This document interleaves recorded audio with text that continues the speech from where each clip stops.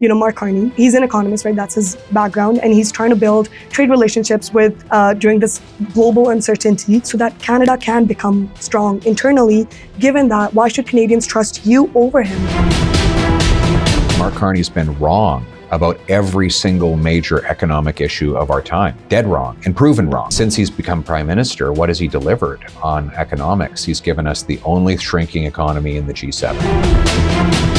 But his polling is up. Canadians believe him to be good for the country. Some of your MPs believe him to be better for the country. They're leaving, and they're trusting him. He's about to get a majority. There seems to be a misalignment with the MPs, with your Conservative MPs. I talk to my MPs every day. They want to fight for their constituents. They know the ones who have been loyal and honest and not crossed the floor. They understand that people voted Conservative because we're the only hope. They've seen your leadership from the inside. Mm-hmm. What are they seeing and what are they sensing that four of them have crossed over?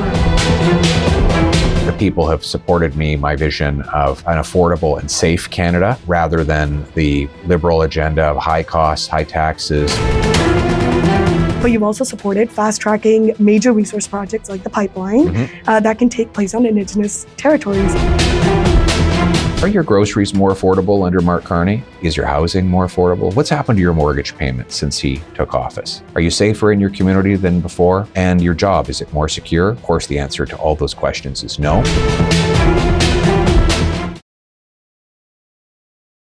All right, you're watching Prime Asia TV. I'm Manraj, and today we're, of course, talking to Mr. Poilievre, who is the leader of the official opposition of Canada and leader of the Conservative Party of Canada. Mr. Poilievre, thank you so much for taking our time for us. Thank you very much for having me, Manraj. And of course, we have to start with the obvious. I mean, you had won 87% in the leadership mandate, but yes. Now we've got MPs crossing the floor. We've got 8 more in the talks, according to very credible media sources, and 40 who are worried that you might cost them their seats. Are you at all? To be clear, those are rumors spread by the Toronto Star that don't that are based on 2 unnamed sources who may not even be in the caucus. So these are the kinds of rumors that Liberal media might want to spread. But my leadership comes from the people, the record-smashing 8.3 million Canadians who voted for me, the 87% of Conservative Party grassroots who chose me. And the question really comes down to this: who is in charge in Canada? Is it the people, or is it power brokers and backroom deal makers? And I think it should be the people. The people have supported me, my vision of an affordable and safe Canada, and rather than the Liberal agenda of high costs, high taxes, more control, more top down. So I'm going to continue to stand for the people who have chosen me to do this work, because they're counting on me to bring the changes that I'm fighting for. I mean, we see that you're focused a lot outwardly. You're Yes. fighting for affordability. You said, make gas and diesel tax free so that Yes. the average Canadian can benefit from that. Would you agree with that idea? No, I have to be unbiased Okay. with it all, but Right. It can be argued that inwardly, there seems to be a misalignment with the MPs, with your Conservative MPs seeing you as their leader and what they want from their leader, because we're seeing that Liberals are almost they're 1 seat away from a majority. So do you think that there's maybe an inward issue because you are focused so outwardly? Are you having these talks with Conservative MPs? I've talked to my MPs every day, and they want to fight for their constituents. They know the ones who have been loyal and honest and not crossed the floor. They understand that people voted Conservative because we're the only hope that Canadians will ever be able to afford homes and food and gas again. We're the only hope to restore safety to our streets. And so we have to focus on that. The vast majority, in fact, I believe all the Conservative MPs understand that their mission is to serve those people, not to get distracted by the power brokers and backroom deal makers in Ottawa. And so that's where my focus is going to be. I mean, we saw MP Gladwin, of course, just, crossing the floor, very much against floor crossings, but she did it anyways. Yeah. So, I mean, what are they seeing? What is the public not seeing? I mean, they've got the polls, right? They're talking to volunteers. They're talking to their donors. They've seen your leadership from the inside. What are they seeing and what are they sensing that four of them have crossed over? I think they're seeing huge opposition to what they did. That's what they're seeing. The backlash has been unbelievably brutal. And it's because people feel betrayed. They expected that when they voted overwhelmingly for a Conservative MP in all four of those ridings, I brought the vote up and got far more votes for the party than ever before because people believed in what I was fighting for lower taxes on energy, home building, investment, and work. The unblocking construction for homes and pipelines and other projects, locking up criminals, bringing safety. People voted for those things in those ridings and they expected to get them. Now they're getting the opposite. That's why I think we need to look at a law that would allow constituents to fire MPs who cross the floor and force a by-election so that the people are back in charge. I do find that interesting that you have mentioned quite a lot of times that you want a by-election, you want them to vote again for if they want that MP to still be representing them. But back in 2012, when the Conservatives were in majority, they were in power, Bill C-306 had been brought up and majorly the Conservatives and you had voted no against it. I mean, this could have been law, this could have been legal. So what changed between then and now? What I'm proposing is a different idea. What I propose is that and I'm going to be, this is not yet the official position of the Conservative Party. It's something we're going to look at and decide on soon. But my personal opinion is that constituents should be allowed to sign a petition and recall the MP, force a by-election in the event that they cross the floor after getting elected. So that's what I'm proposing. But that would have happened with the bill, no? No, that bill was had a different mechanism. So the mechanism I propose is a recall mechanism. So what would have been different if that bill had been passed and became law? Well, this bill proposes that the constituents would have to trigger it through a petition mechanism. So that's the difference. That way it leaves the decision on whether there's a by-election in the hands of the constituents. But Bill C-306 said that it would happen regardless. Yes, that's whether their people wanted it or not. That's right. So my approach would give the voters the decision. Okay. And let's talk about your press today. Yes. You had said that it's going, and I want to get it right, so I'm going to read it. You'd said that you're concerned that recognizing Indigenous land rights in BC could affect private property owners. But you've also supported fast-tracking major resource projects like the pipeline that can take place on Indigenous territories. How do you apply the principle of property rights consistently in both cases? Well, very easily. First of all, pipelines don't harm property rights. They go underground, and property rights are surface rights, so they don't have an impact. And they only happen when they are environmentally safe, so that there's no risk to the people who live along the route. As for property rights, there has now been this ruling, the Cowichan decision, which gives what's called prior and senior title to Aboriginal claim and Aboriginal title that supersedes what's called fee simple. That's like your house. If you own a little shopping mall or a corner store, you have fee simple.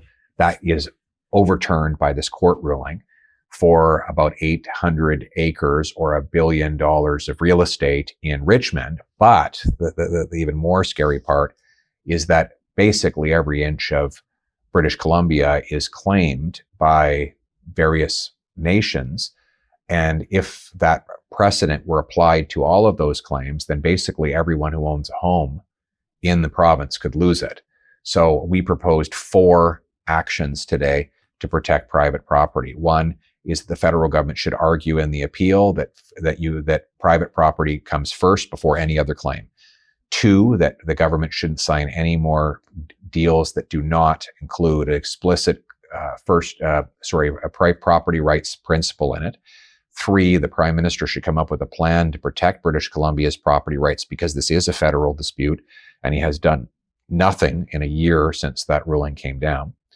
And 4, we want an urgent parliamentary committee to investigate what political, legal, and constitutional steps might be taken to protect property rights in the province.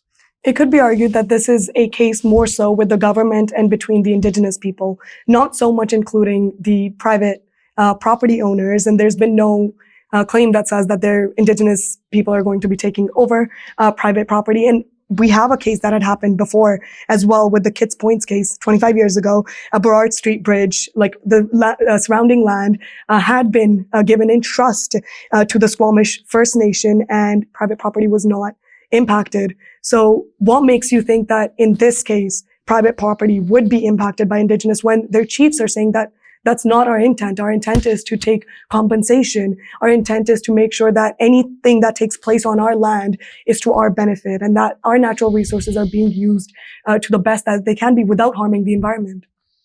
Well, based on that logic, if the claims for the entire province, which is what right now the BC Claims Commission has claims for the entire province of British Columbia, like basically every square inch. If that were to go through, then you would have to compensate literally hundreds and hundreds of billions of dollars to buy people back their homes. And I don't know where that money would come from. So, the answer is that this would, we're already seeing investment dry up. There was a $100 million investment in Richmond that was canceled because the investor could not get financing due to the uncertainty about the ownership of the land. No one's going to lend. No bank is going to lend when the collateral is unsecured. So and if this extends further, then we could see the investment in the entire province seize up, huge uncertainty for homeowners. And that's why I've proposed a 4-step plan. And by the way, if the Indigenous leaders are not seeking people's private property, then this is great. We can find a solution that won't affect anybody. But right now, there is no solution. There's just anxiety, uncertainty, and paralysis, because Mark Carney's not doing his job. It's been a year. The ruling came down in August. It's almost a year. And what has he done? He's the prime minister. This is a federal dispute. He's got to step up and do something now. But isn't he using kind of the ruling, isn't it kind of using the same logic of what you were going to do with the pipeline, of incentivizing the First Nations? How else were you going to incentivize them? It was with the money or with land usage, right? Aren't those two cases sort of related, because you were also going to give them some right over how the land is used. And in this ruling, it's also incentivized through, payments or some land usage through some seasons, whenever they need access to the land. So aren't those kind of related? No, not at all. First of all, what we're talking about with the Cowichan ruling, if you just leave it with Cowichan in Richmond, you're talking about $1 billion of pre-existing real estate purchased by legitimate homeowners. They bought their home. They weren't ripping anybody off. They went and paid the price. They got a mortgage. They got the title and the deed. And now somebody comes along and says, this is not your land. Whereas with a pipeline, what you do is sign a benefits agreement, and you just make sure that the First Nations along the route get some benefit from a future economic project that actually generates new revenue that we don't have right now. So the difference is that a pipeline would generate about $30 billion a year in recurring income. What this ruling, if it is applied, might end up doing is costing hundreds and hundreds of billions of dollars in trying to buy back land that is currently owned by homeowners. And that is I don't know if there's any government that even has the money that could do that. So we've really never seen anything like this. There's no comparable case where, for example, you have like all of Metro Vancouver, suddenly all the houses, all the people that live in those houses, they don't own that land anymore. And the government then needs to open up a vault and find hundreds of billions of dollars to buy them their houses back. It would be really unprecedented. All right, let's talk about... It's not fair, really. It's not fair to do that. Let's talk about, Mark Carney. He's an economist, right? That's his background. And he's trying to build trade relationships with, during this global uncertainty, when we're being attacked kind of from all sides. We've had to talk with new trade partners. We've had to focus internationally so that we can, reduce tariffs with China, get some new trade partners, so that Canada can become strong internally. Given that, why should Canadians trust you over him on managing the economy and Canada's future right now? What will you be doing so differently that they need to be trusting you over him? Well, let's be honest, Mark Carney's been wrong about every single major economic issue of our time. Dead wrong and proven wrong. He advocated for mass money printing after the pandemic, claiming that COVID was going to cause deflation. In fact, what we got was inflation. When he was the governor of the Bank of England, he left a housing crisis and the worst inflation in all of the G7. He advised Justin Trudeau to do exactly the same thing here with disastrous consequences. He founded something called the Net Zero Alliance, which sought to defund our oil industry because of a climate extremism policy, and that has now gone bankrupt. His project has gone bankrupt. And since he's become prime minister, what has he delivered on economics? He's given us the only shrinking economy in the G7, the worst food price inflation in the G7, the worst household debt in the G7, the most expensive housing in the G7. He has not negotiated a single new free trade agreement anywhere in the world in the year that he's been in office. In fact, we're negotiating new trade agreements at a slower pace than normal. He has failed to keep his promise to negotiate a deal with the US by July 21st of last year, which was his promise. And instead, we have double the tariffs on steel, aluminum, and autos and triple the tariffs on Canadian lumber. So on all fronts, he has been a total abject economic failure. So let's not confuse credentials with competence. By contrast, why would I be better? I have been right on all of those things, objectively proven right. I said printing money was a mistake during the pandemic, and I was right. We ended up with inflation. We should have not done that. I was right on the carbon tax, right on the need to get rid of all these anti-development laws and to unlock and produce more oil, right that the oil and gas production had a bright future. And right that we need to cut back on government spending because these deficits are unsustainable. So I think people should look at the track record of what people actually, the stands we actually took, rather than just the collecting resume trophies and artificial credentials. But his polling is up. Canadians believe him to be good for the country. You know, some of your MPs believe him to be better for the country. They're leaving, you know, and they're trusting him. He's about to get a majority. So clearly Canadians seem to be aligned with what he's doing. Clearly they think that he's doing right by Canada. He's bringing his party's polling up, whereas your popularity with regards to your Conservative Party, your popularity is below that. So, I mean, it kind of seems like Canada seems to be aligning with him on what he wants to do, his solutions better.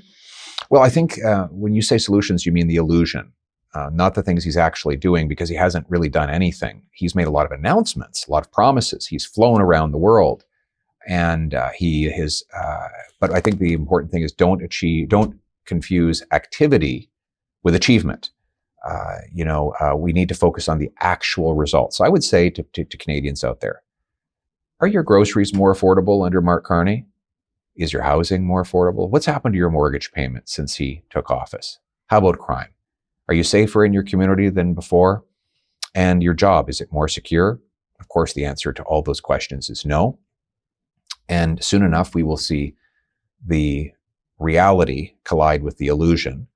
And that's what that's why I think Canadians will make the right decision when it counts. Thank you so much for your time. Great to be with you. Thank you for having me.